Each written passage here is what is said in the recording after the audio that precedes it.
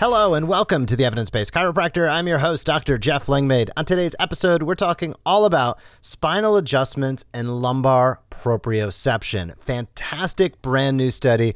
We're going to highlight what the research says, how to implement it in your practice, and of course, put it into the conversations you can and probably should have with your community. Before we get started, big shout out to two partners, Neck Care, the best objective assessment tool for the cervical spine on the market. They're willing to hook you up with 10% off. Check it all out at neckcare.com. It is reliable assessments and exercises for neuromuscular control, proprioception, range of motion, and sensory motor integration.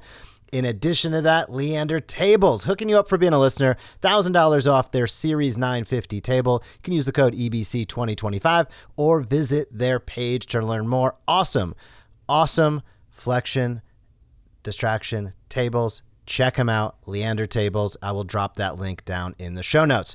But as I said at the top, we're diving into a brand new randomized controlled trial, and it gives us as chiropractors, you and me, something we absolutely love, which is hard data on what spinal adjustments actually do inside or influence or with the nervous system. So let's kick this off with a pretty bold statement that a single spinal adjustment can shift the body's balance towards, or balance strategy, I should say, towards the lumbar spine. And that shift may help predict who gets the most pain relief. That type of statement is straight out of this 2025 randomized controlled trial. And today we're going to break down, again, talk about what they did, what they found, and how you can use this in your practice. So this starts to answer the question, if you've wondered what exactly changes after an adjustment beyond the cavitation and the motion, this episode is going to be a good one for you. So this study looked at something called proprioceptive weighting, like W-E-I-G-H-T-I-N-G, proprioceptive weighting. That's a new term for me, and here's what it means. Which body region your brain trusts more for balance control? Your ankles, your lumbar spine, whatever it might be. Now, why does this matter? Well, people with chronic low back pain often rely way too much on ankle proprioception and not enough on lumbar proprioception. And that mismatch can contribute to a host of things that might sound familiar to you. Things like stiffness, guarding, altered motor control, and continued ongoing pain. So the researchers in this study set out to answer, and they asked a really deceptively simple question.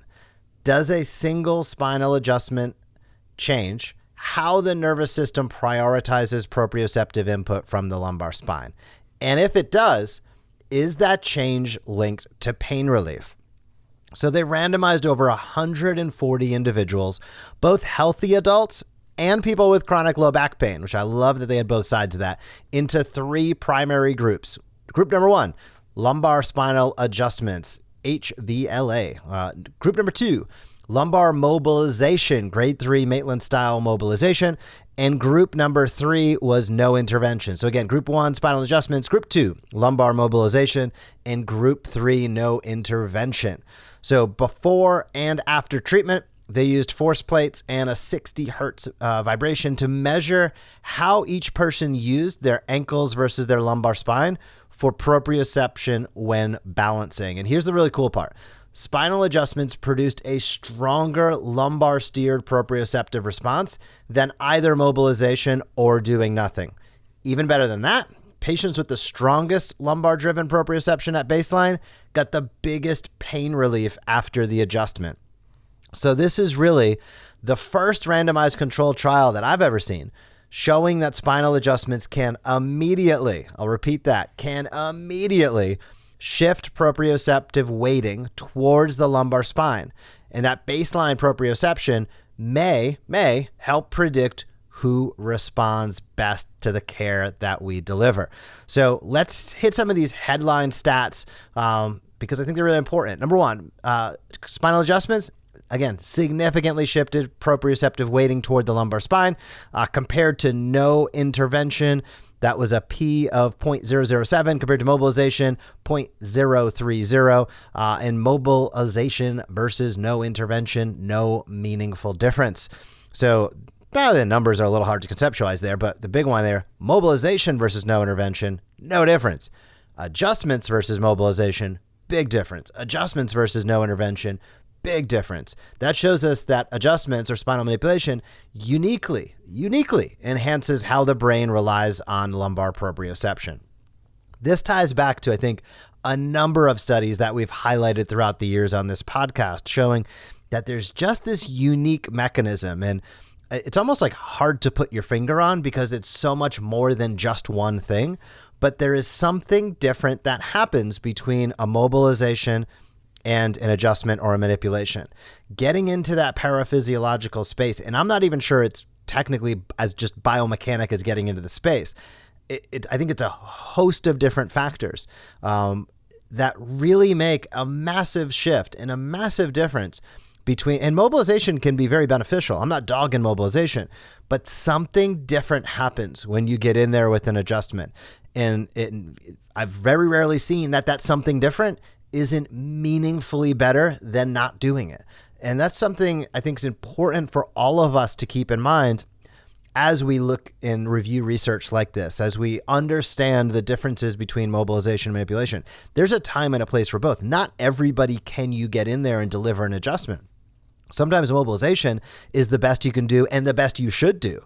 But when you can get in there with an adjustment, man, there just is, I hate to use the word magic, but there just is something a little bit different that happens. It takes the effects to the next level. It impacts our peripheral central nervous system differently than simply going through the mobilization alone. So another stat was, pain relief after manipulation or adjustments depended on proprioception at baseline. Really interesting here. So in patients with chronic low back pain, there was a lower baseline proprioceptive weighted ratio, meaning stronger lumbar proprioception predicted greater pain relief after the adjustment. So this moderating effect, important, was not seen with no mobilization or no treatment. So what does this mean? It means that patients whose nervous systems, already quote unquote listen to their lumbar spine benefit the most from that thrust or from that adjustment. Additionally, both healthy adults and chronic low back pain patients responded similarly. So no major baseline differences in proprioceptive strategy between those two groups, and a single session produced immediate neurophysiological changes. So this is not placebo or expectation effects. This is really neuro data that is objective, and that's pretty big because if you go on YouTube for about more than 1 second looking at any chiropractic related video, you're going to see plenty of trolls inside the comments claiming everything a chiropractor does is placebo. Everything is just about setting expectations and framing things, sales practically. And the data is just, we're talking, this is like a decade and a half and 2 decades now. I remember the research from literally 15 to 20 years ago clearly stating the difference between placebo and what we're doing, and that there's no overlap. It's not a placebo effect. There is absolutely real data. Now, the real interesting point, the irony of all of this, is that quite often I look at what the results are with a lot of traditional medical care in the neuromusculoskeletal world, and it's practically worse than placebo. I'll let you do that with what you will, but it's important to note this is not a placebo or a expectation or influenced effect. This is actual data coming out of the research highlighting before and after in a randomized control trial. This episode of the podcast is brought to you by Patient Pilot. Your most valuable asset, your patient list. Patient Pilot turns it into action. Automatically send weekly personalized emails to reactivate patients who already know, like, and trust you. When they click to schedule, ask a question, or refer a friend, you're instantly notified, making follow-ups easy. Patient Pilot helps you help more people and grow your practice. Schedule your demo today at thesmartchiropractor.com to see the difference. Now, back to the episode. Let's take a moment and kind of unpack what the adjustment changed. So the researchers looked at what they called the center of pressure, and they referred to these as center of pressure shifts during vibration of the ankle muscles or the lumbar paraspinal muscles. And when you vibrate those areas, you can kind of trick the proprioceptive system and watch how the body reacts. So you can kind of think of this like a stress test for proprioception. And what they found was that adjustments kind of upweighted lumbar proprioception. So after an adjustment, the individuals in the study, their bodies relied more on lumbar muscle spindle input and less on ankle input when maintaining balance. So this suggests a few different things. It suggests an adjustment can increase sensitivity of the lumbar muscle spindles. It suggests that there's an enhancement of afferent input into the central nervous system. It suggests that there's improvement in sensory motor integration, both at the spinal and supraspinal levels. It also suggests that there's a shift in motor control to a more efficient and segmentally driven strategy. So mobilization did not produce this effect. So when somebody had just mobilization, nothing significantly changed compared to the rest. So this helps separate, I'm going to say, the mechanical input of an adjustment from the rhythmic or passive input of a mobilization. Another thing was that pain relief was not directly caused by proprioceptive change, but it was rather linked to that baseline state. And this is kind of interesting because changes in the proprioceptive weighting didn't correlate directly with changes in pain scores. And probably not surprising for us as chiropractors, often function and pain can be independent of each other or loosely connected, if not causative all the time. But baseline proprioceptive weighting did predict. So pain did not, but the baseline did. So this suggested that adjustments were more effective in central nervous systems that were already leaning towards lumbar-driven motor strategies. So this opens up the door for future questions, future research, and it showcases, hey, we're not there yet, but this is a big step in the right direction from a research perspective. So I think there's really a couple of clinically relevant highlights or insights that we can glean from this study. One is that spinal adjustments produce immediate neurophysiological changes. It's not just motion or cavitation, but it's actual paraspinal muscle spindle input. It's actual proprioceptive weighting. It's actual central nervous system integration and sensory feedback. Secondarily, that adjustments can help to restore a more efficient motor control strategy. So we can help to influence the improvement of balance, reduced guarding and stiffness, enhancing motor control. Now, these are dynamic things. It's not always A plus B equals C, but there's a tendency that the research shows, and that tendency is important to lean into. Additionally, again, that baseline proprioception can really help predict who's going to benefit the most. So patients with strong lumbar proprioception at baseline experience the largest pain reduction. And when I say benefits, specifically with this, it's related to pain relief. So this is great information, in my opinion, to make sure that you're considering during your report of findings, during table talk, during front desk, new patient education, whether it's I bring this up all the time, but social media videos, your workshops, your reactivation messaging, all of this is really, really important because you can use proprioception as an enhancement to your explanations of care. And this helps differentiate what you do as a chiropractor from passive or solely mechanical. Oh, well, I do PT at home. I kind of stretch and do my exercises. That's awesome. But that's different than delivering an adjustment, right? Pain isn't just a tissue issue. It's often a proprioceptive issue, and that's important to highlight.